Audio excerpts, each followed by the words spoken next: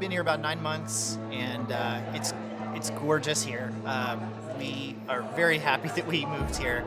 We were in Kentucky for a while. We knew that place pretty well. And when you go from a state that you know really, really super well to one that you don't know anything about, you just want to get out and be adventurous. It's important for us to kind of understand the culture, understand the history. There's a lot that we have to learn, but we're excited about exploring and just, getting to know more about our new home.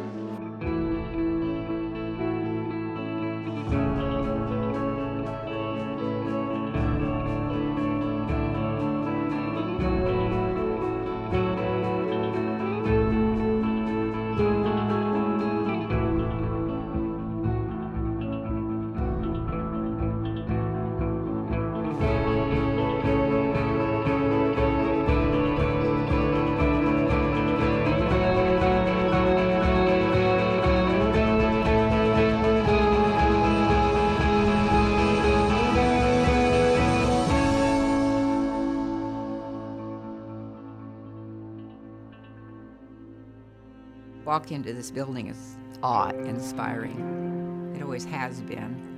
Never get tired of looking at the rotunda. I'm Frankie Bell, and I have worked on and off in the Capitol for 50 years. What makes me feel proud is the reaction of the public, the fact that government is so open and that they can see so many things about Oregon in the Capitol.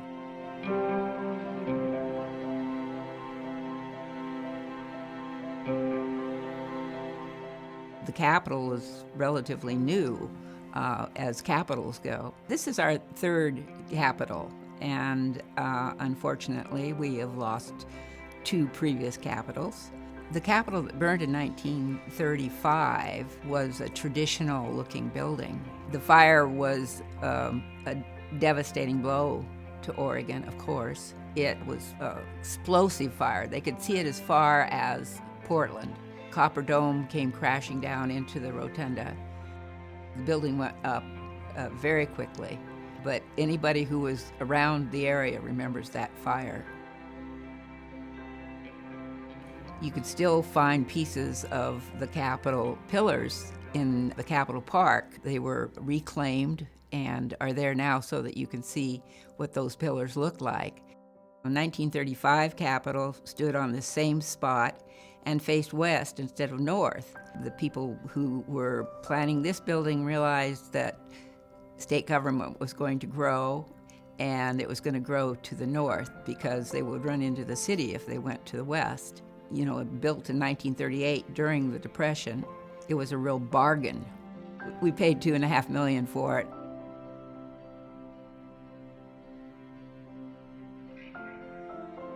The Pioneer wasn't gold when he came. He was just bronze.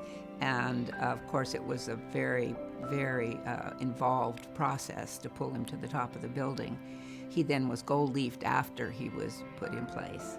And visitors always want to know who that man is. They're fascinated with him. I suppose there's a statue on some other Capitol, but certainly not like him, and very much representative of the pioneers that settled Oregon. When you get up to the base of the Pioneer, you'll be out of breath, but you will have a wonderful view.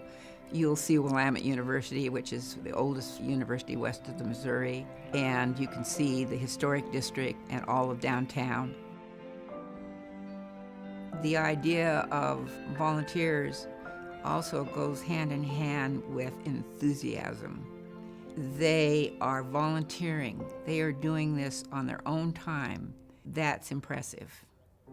They make the visitors feel like they're really welcome, and they help the visitors see the Capitol the way it needs to be seen.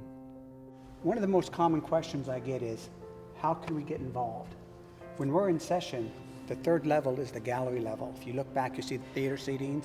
We also have seating behind each of the rails. That's where the public can go and observe what's going on when we're in session.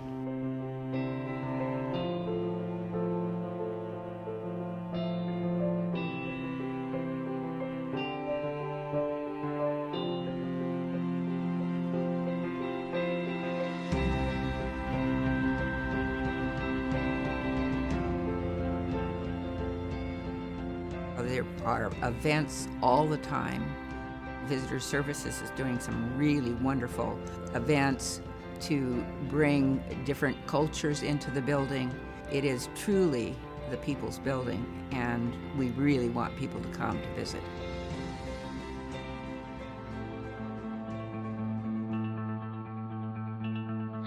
I was just really struck by how accessible everything is, and I feel like it seems representative of Oregon as a state.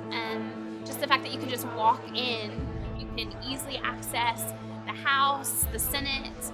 I think that's awesome, and I think in a day and age where I think we often feel disconnected from our representatives, from the whole political process, just that feeling that actually you can be included was really, really exciting.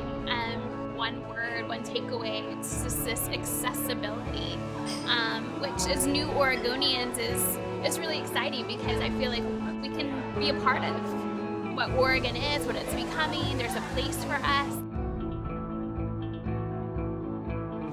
I would like for everybody to have a chance to experience the Capitol and take away all there is to know and to learn from being here.